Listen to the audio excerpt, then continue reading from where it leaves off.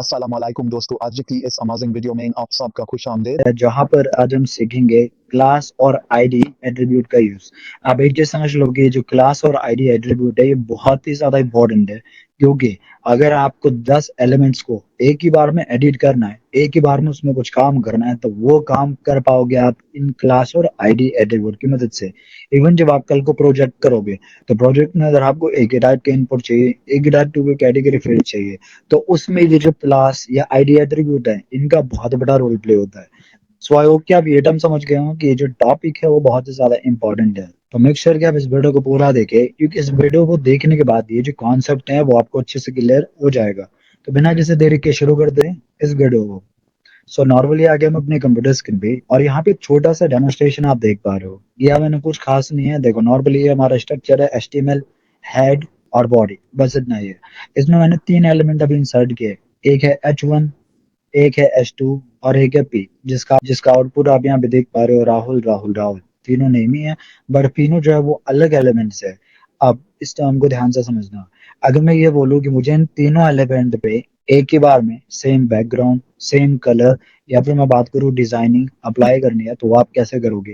क्योंकि अगर हम एक एक करके करें, तो मान लो इस H1 पे इस पे अलग हमें स्टाइल अप्लाई करना पड़ेगा, H2 पे अलग स्टाइल अप्लाई करना पड़ेगा, P पे अलग स्टाइल अप्लाई करना पड़ेगा, और मैं चाहता हूँ तीनों पे सेम स्टाइल अप्लाई करना।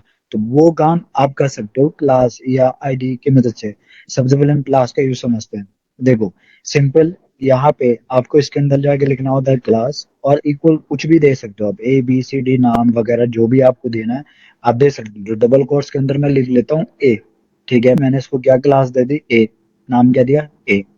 इसके बाद इसी को आप कॉपी कर लो इस तरीके से, और यहाँ पे पेस्ट कर लो इस स्टूडेंट, और यहाँ पे भी पेस्ट कर दिया।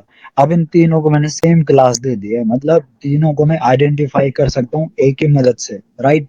इसके बाद यहाँ पे आना है हेड के बीच में, देखो जो हेड सेक्शन है इसके बीच में आना है आपको।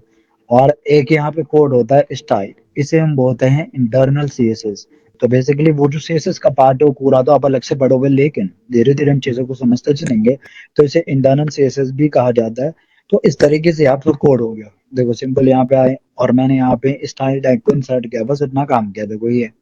अब इसके अंदर मुझे किसको एडिट करना है, मुझे क्लास A को एडिट करना है। तो मैं यहाँ पे दूंगा .a। क्लास को कैसे आइडेंटिफाई करेंगे, डॉट की मदद से। तो .a लिखा, और करली ब्रैकेट शुरू, करली ब्रैकेट बंद। मैं यहाँ पे गया और इसके अंदर कोड लिखना है, तो मैंने लिखा कि इसका जो बैकग्राउंड कलर है वो कर दो रेड। बैकग्राउंड कलर क्या कर दिया हमने, रेड। और इसके अंदर का जो कलर है वो कर दो येलो, ठीक है। अब मैं Ctrl+S करता हूँ, यहाँ पे आता हूँ, रिलोड करता हूँ। आप देखो तीनों पे एक ही बार में जो बैकग्राउंड कलर और कलर है वो अप्लाई हो गया है। इसके अलावा अगर इन तीनों का जो लिखा हुआ मैटर है वो मुझे बीच में चाहिए, तो मैं यहाँ पे आता हूँ, मैंने यहाँ पे लिख दिया टेक्स्ट अलाइन सेंटर, ये लिखा, Ctrl+S किया, यहाँ पे आया, रिलोड कर दिया।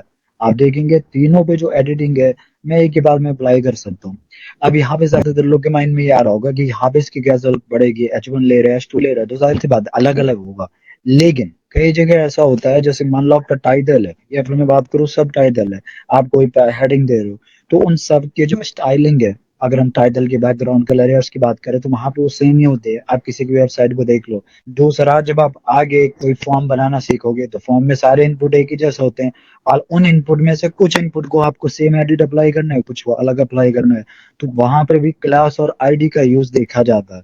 तो ये बहुत ही कॉमन एंड बहुत ही यूजेबल टर्म होती है क्लास और आईडी एट्रीब्यूट। क्लास को आप समझ गए छोटे से डेमोन्स्ट्रेशन के साथ। अब बात करते हैं आईडी की। देखो क्लास को हम डिफाइन करते हैं .a की मदद से, और आईडी को डिफाइन किया जाता है हैश की मदद से। मतलब इसको किसकी मदद से किया, डॉट की मदद से, और उसे करेंगे हैश की मदद से।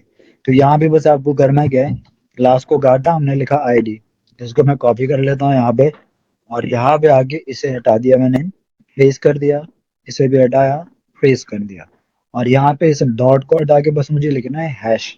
डॉट को हटा के लिख दिया हैश, Ctrl+S किया यहाँ पे और लोड किया। और ये देखोगे एडिटिंग अभी भी अप्लाई है, अभी आपको पता नहीं चल रहा होगा, एक काम करता है, इसका जो बैकग्राउंड कलर है वो मैं यहाँ पे चेंज कर देता हूँ। मैंने कर दिया यहाँ पे, क्या करें, ब्लू कर देते हैं। Ctrl+S करते हैं, यहाँ पे आता है, रिलोड कर देते हैं। आप देखो ये चीज अप्लाई हो रही है इसमें। सो सिंपल टर्म में अगर बात की जाए, तो क्लास और आईडी एट्रीब्यूट की मदद से आप एक से ज्यादा एलिमेंट्स को एक ही बार में एडिट लॉन्ग यूज में ला सकते हैं। जैसे कि आपने देखा कि H1 अलग कैटेगरी से है और जो P है वो अलग कैटेगरी से है, लेकिन क्लास या आईडी की मदद से मैं दोनों पे एक ही बार में कोई भी एक्शन अप्लाई कर सकता हूँ। नहीं तो मुझे H1 के लिए अलग एडिटिंग अप्लाई करनी पड़ेगी और P के लिए अलग एडिटिंग अप्लाई करनी पड़ेगी। तो ये बेनिफिट होता है क्लास और आईडी एट्रीब्यूट का कि इनकी मदद से आप डिफरेंट कैटेगरी के एलिमेंट्स को एक ही बार में एडिट कर सकते हो। सो आई होप कि क्लास और आईडी एट्रीब्यूट क्या है और कैसे वर्क करता है ये आपको क्लियर हुआ हो। आई होप कि जो वीडियो है वो आपको पसंद आई होगी। अगर ये वीडियो आपको अच्छी लगे तो प्लीज वीडियो को लाइक करें, शेयर करें, साथ ही कमेंट करके मुझे बताएं कि वीडियो आपको अच्छा लगा या नहीं। Thank you.